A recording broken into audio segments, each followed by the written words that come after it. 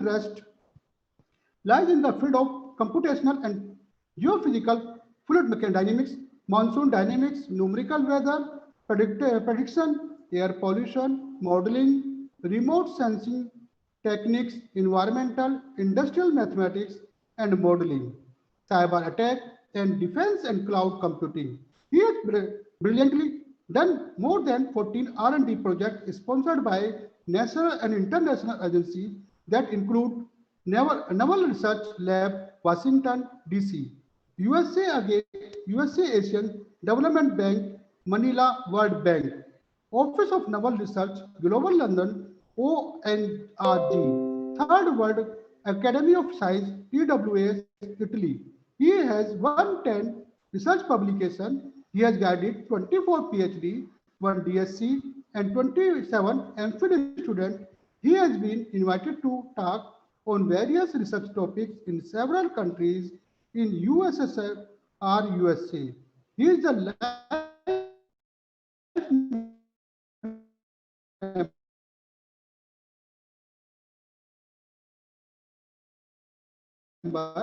expert of technology, development, Ministry of Environment and Forest. He has been a professor. He has been a subject expert of different committee of UGC, Union Public Service Commission, Defense Institute of Advanced Technology. Overview, sir. Okay.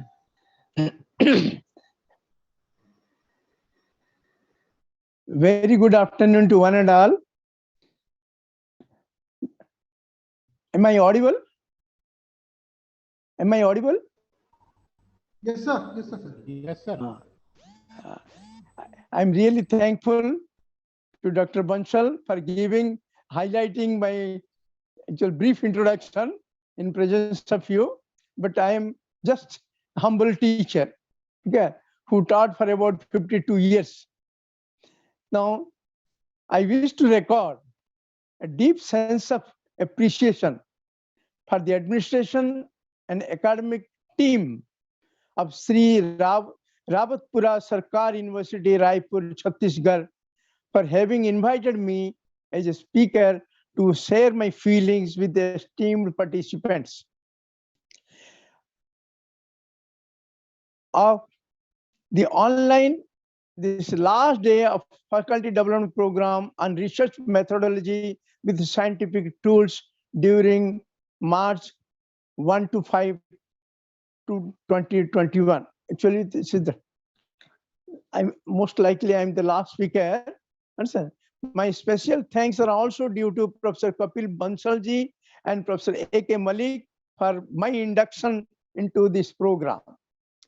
Now, needless to say, the importance and application of mathematics in emerging thrust areas of science and technology is felt in every walk of our life. It is rightly said that this study of mathematics in one way is easy, in another way it is difficult. But it is evident that nobody can master it fully and miss it fully.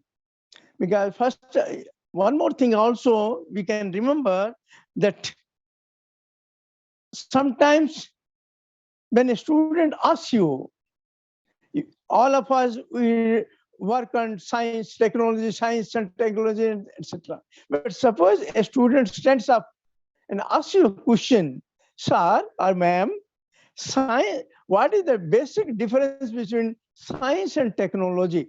Because you have to give a brief answer up to the mark so that the students will remember, and when they become teacher, for them also it becomes easy.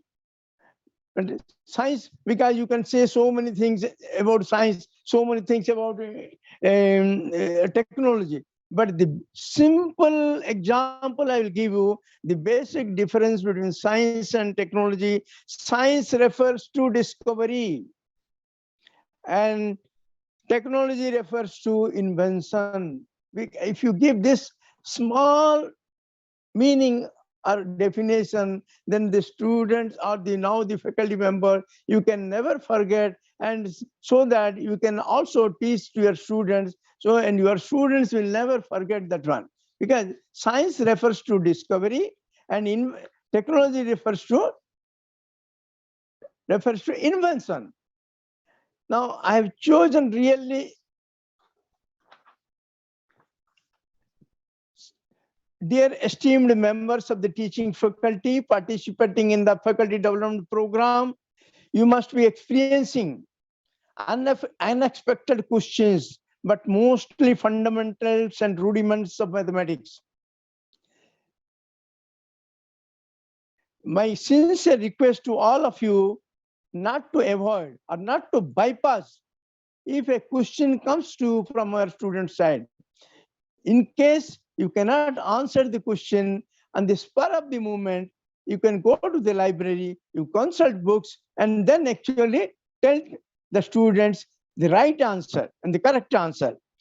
See, I know when I was during my tenure as president of Odisha Mathematical Society, I have the privilege of moving colleges, schools and colleges, and actually attended the classes taken by teachers. Understand? So during that time, I observed when a student asks a question, it may be very simple, it may be trivial, but the doubt should not be in the minds of the students, because the student should not have an iota of doubt in the mind.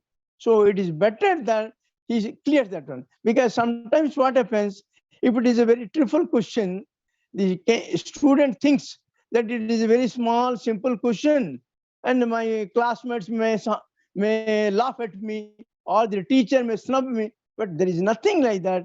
The student, you are expect all sorts of questions from the students. Now, during my visit to his college, I observed that when a student asks a question, it was very simple, but the teacher he snubbed the students.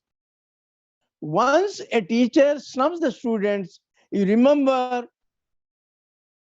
not only snubs, but asks 5 more questions to the candidate. To the student, the teacher snubs, no doubt, but again, asking him 5 more questions. That means in such a case, you take it for granted that during his lifetime, he or she will never ask any question to anyone. So you should not actually curb and control the question of the students.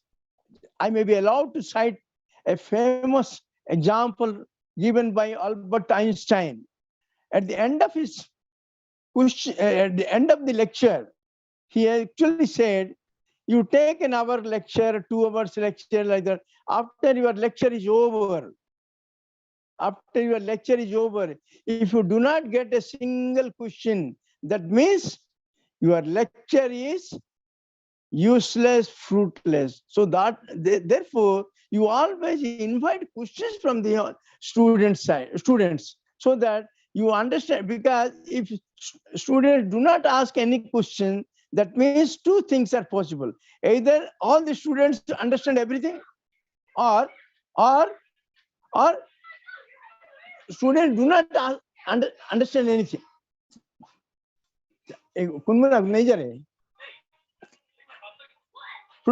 Understand? Now further you remember the Einstein's equation E equal to mc square. E equal to mc square. He always gave emphasis on another important equation. Do you understand? E equal to mc square. So he has given another equation also, E equal to 1 by k. E equal to 1 by k. E is your ego, k is knowledge. That means your ego or knowledge is inversely proportional to ego. That means knowledge, because more the knowledge, less the ego. More the ego, less the knowledge. So have you ever thought of a question that you may get it from your sons and daughters, brothers and sisters, like this? A plus b whole square equal to a square plus 2ab plus b square. This all of us know. And say in the school, in the 6th class or 7th class, it is taught. But suppose one student, or say you are son or daughter or younger brother, younger sister ask you, if A is a potato, B is a tomato, does this formula hold good? Because out of he is expected to remember this one. That means he mucks up this one. He gets it by heart. Understand? So that A plus. Similarly, Newton's law of motion. What is Newton's second law of motion? All of us know rate of change of momentum equal to total forces acting. Rate of change of Newton's second law of motion. Rate of change of momentum equal to total forces acting. Understand? That is equal to E equal to MA or MF, whatever you call it. Understand? F equal to MA, mass into acceleration. So force, total force means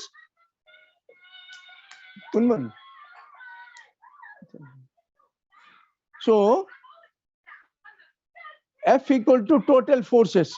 Total forces means, see, in science we know force A, there can be only two types of forces. One is called body force, the other is called surface force. Body force is a force which is proportional to its volume or mass and acting directly away from the body vertically downwards. Similarly, surface force is a force which is proportional to the surface area and acts into the body. Understand? So you think of any type of force, acceleration, see, gravitation force, pressure gradient force, any type of Coriolis force, any type of force you think of, it can be broadly divided into two categories. One is body force, the other is surface. There is nothing like that. And see, another thing also, when you are sine square theta plus cos square theta equal to 1, we know. So what is the value of theta? These are simple questions, but actually you have to supply them the answer so that when they get questions from their students and from brothers, sisters, so they should also answer this question quite efficiently and correctly. Now, another thing I will tell you, pi IE, all of us know these are all indeterminate quantities. Pi, I imaginary quantity, E, exponential E. Understand? Now, but a suitable arrangement of pi IE gives you a real number. A suitable arrangement of pi IE gives you a real number. What is it?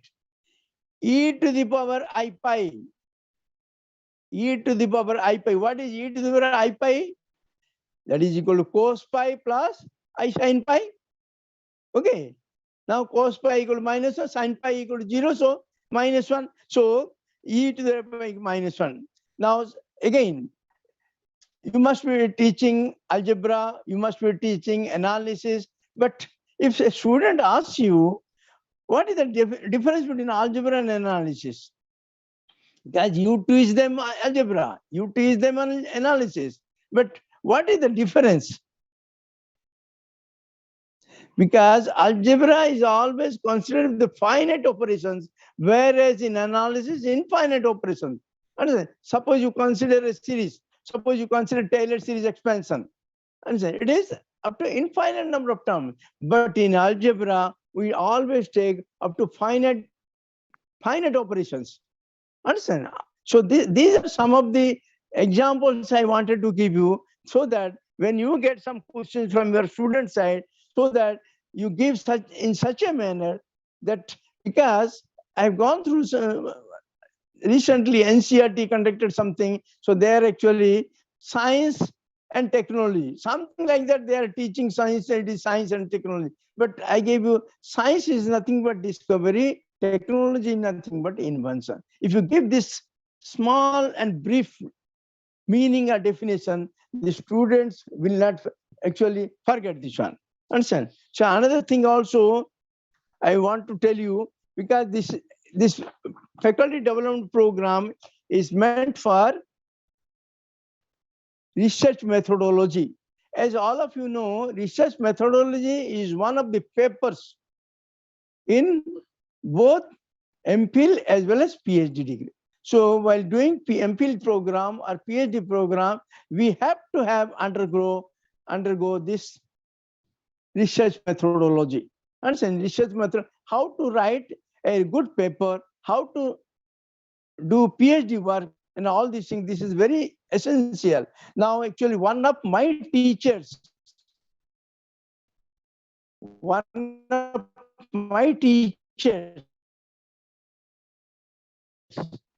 in BHU, his name is Professor Lanka Radhakrishna. He has written a book, Write Mathematics Right. He has given so very clearly, right, WRITE, right, mathematics, right, RIGST. So it was also funded by Department of Science and Technology, Government of India. So actually he has written that book, and actually those of you can buy, or can, if you can take it for your library, it is very good reference book. Understand? At least once. So how to write a good paper, how to write thesis and all this. Now, while writing a thesis nowadays, you must be coming across, or while supervising a PhD degree, you must be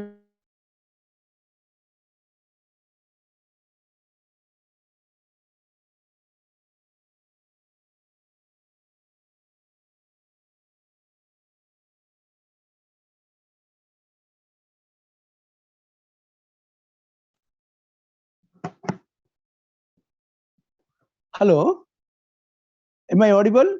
Yes, sir. Audible, Because sir. there was internet connection, there was a problem. Yeah, sir. Because BSNL means actually electricity, electricity actually went off, Yeah, sir. So no problem then. I changed this. No, so nowadays research methodology is one of the important factors, and actually nowadays also for doing PhD, you have to undergo a paper, that is research methodology. You have to clear that one. In research methodology, as you know, while writing a thesis or writing a paper, both the candidate and the supervisor, they must have come across plagiarism.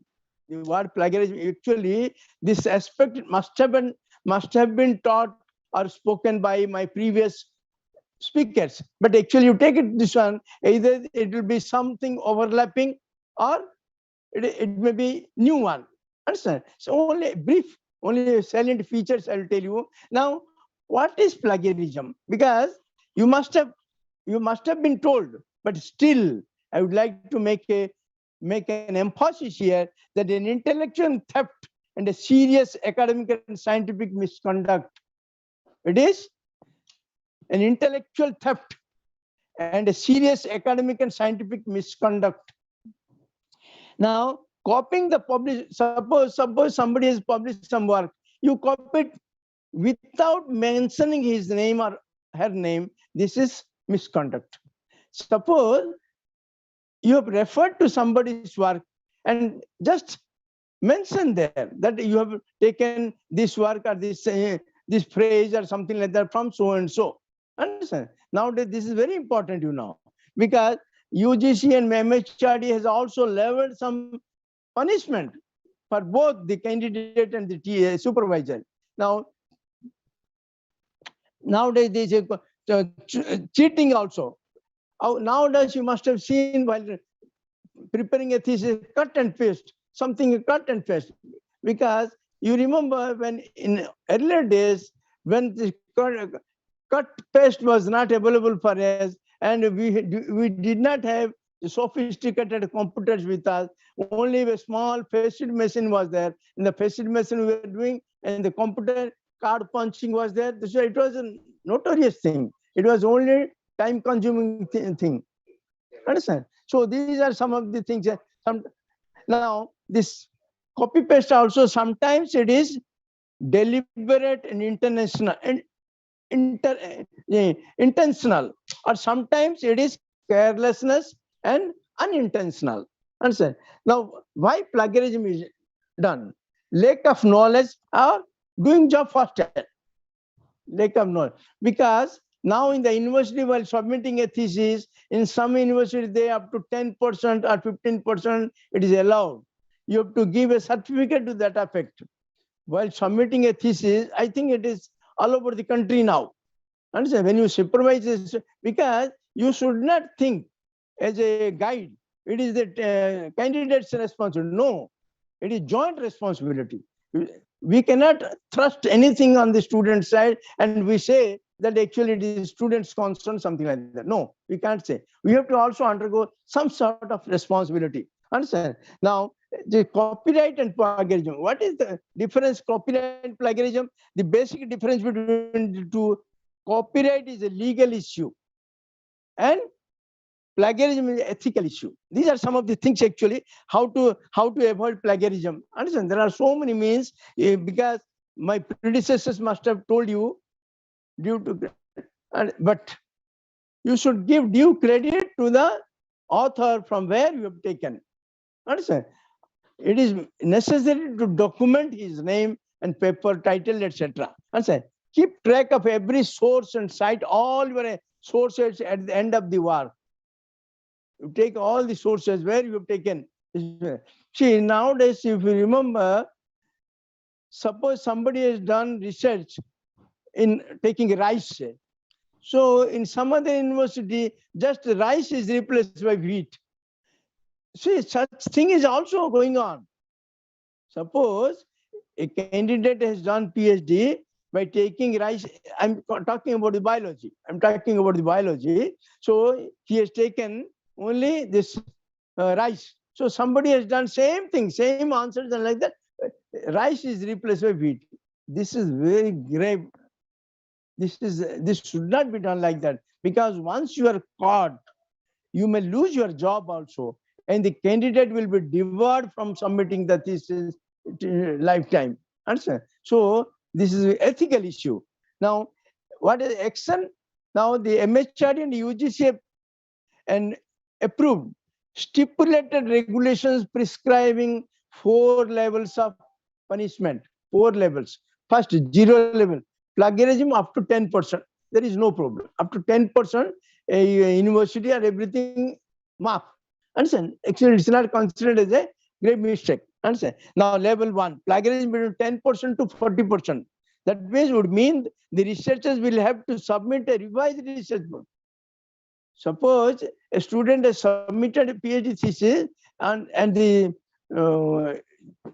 plagiarism is 10% to 40%. But nowadays, the university doesn't accept it. Once it is, say, some stipulated 10%, because it differs from university to university. Most of the university, they approve up to 15%. So once it exceeds 20%, 30%, 40%, then the thesis will not be accepted by the university.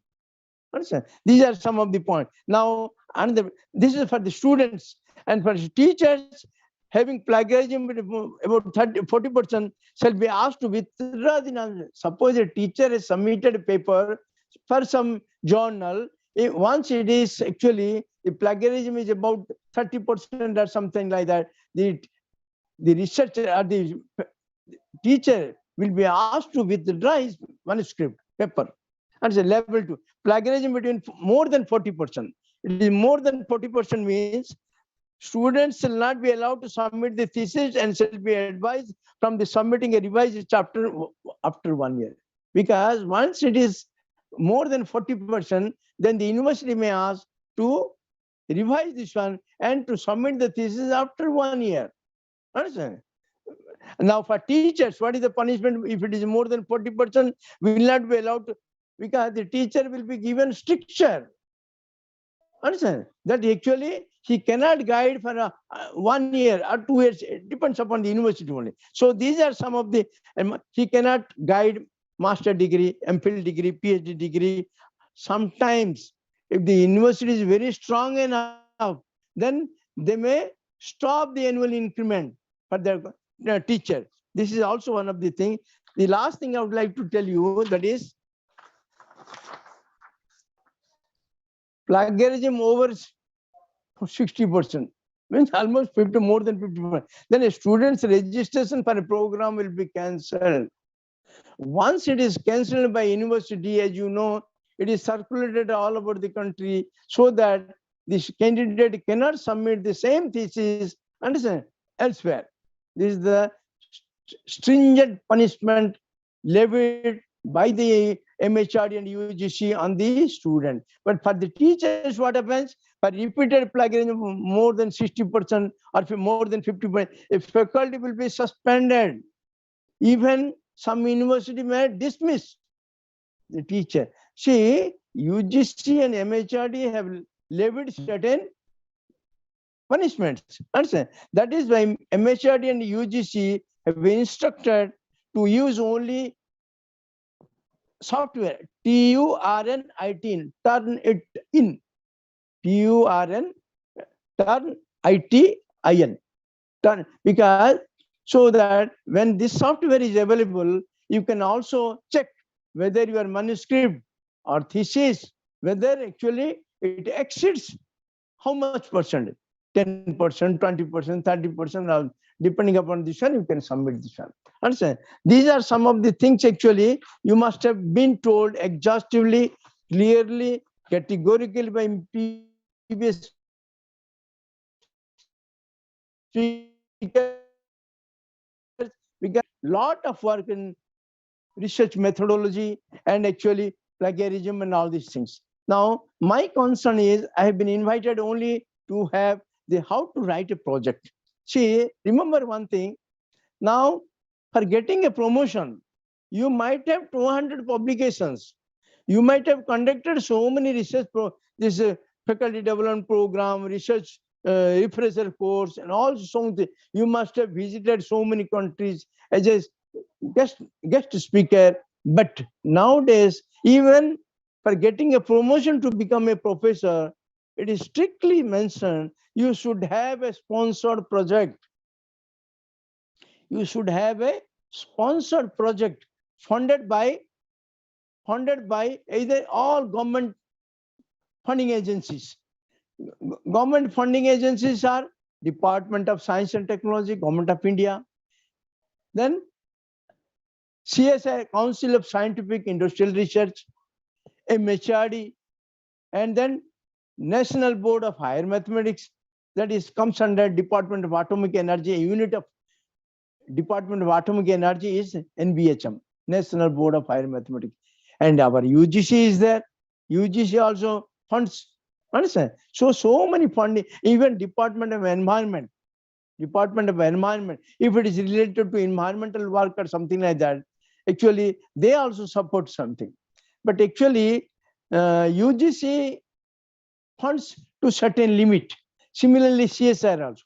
The bigger funding agency is our Department of Science and Technology, Government of India, because it supports for more than 1 crore.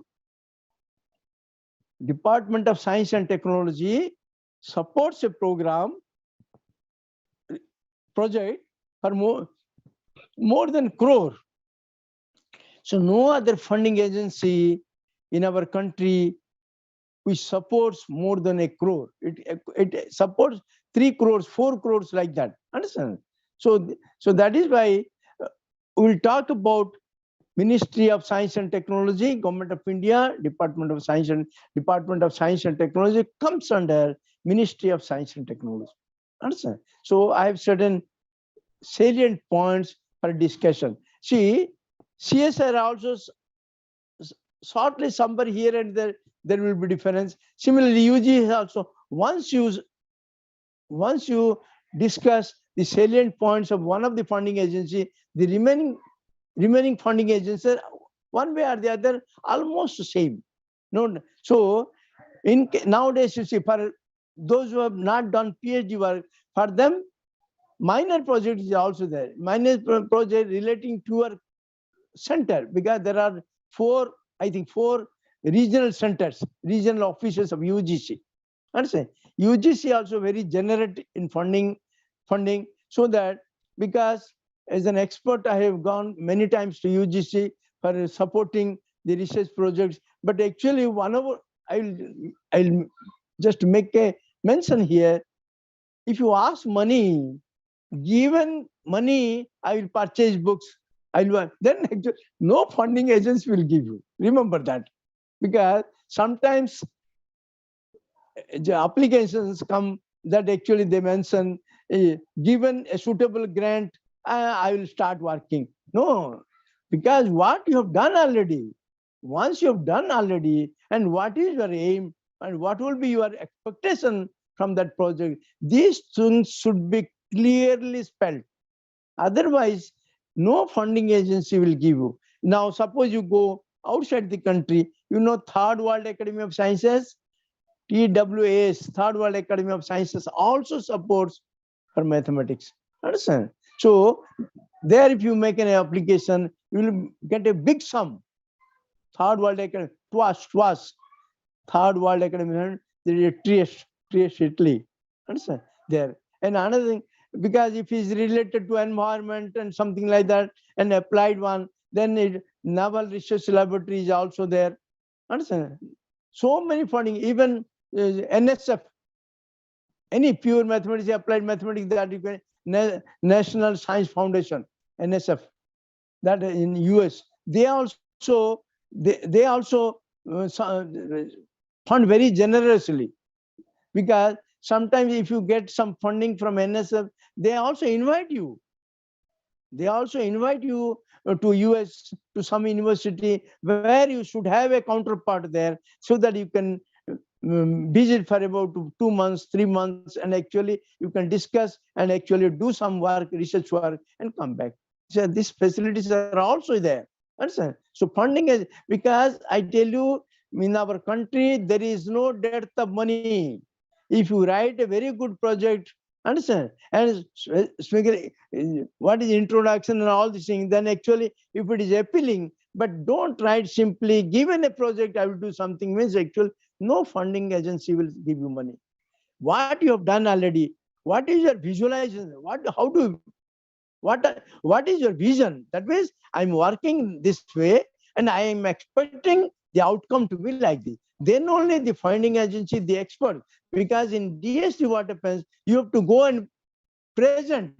You have to go and present before about 10 to 12 people, experts will be sitting there, and you have to make your project, understand, you have to present your proposal there. So once it is through, then only you will get this one. So let me come to regarding section A, that is general information. In general information, project title. Title of the project should be clearly spelled, understand? But there should not be any ambiguity. That's general topic, study of Sinsan. No, that means this is general topic.